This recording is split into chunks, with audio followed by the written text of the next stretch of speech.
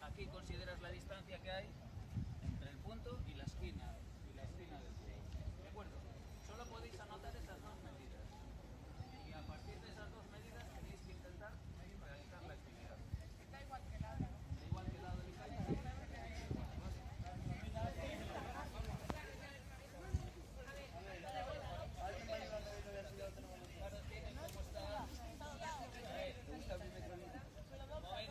A ver, las medidas.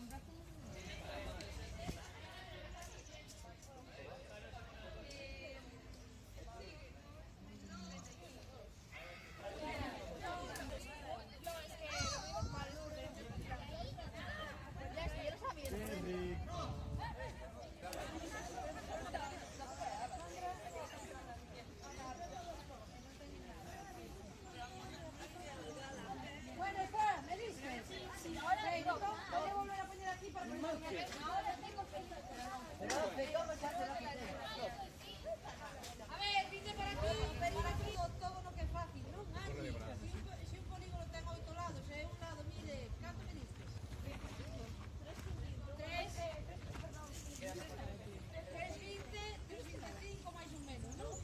Pois se o lado mide eso, Angie, que tenemos que facer para calcular o perímetro? Sumar o que? 3,20 cantas veces? 8 veces, que é o mesmo que, en vez de sumar 3,28 veces, que podemos facer?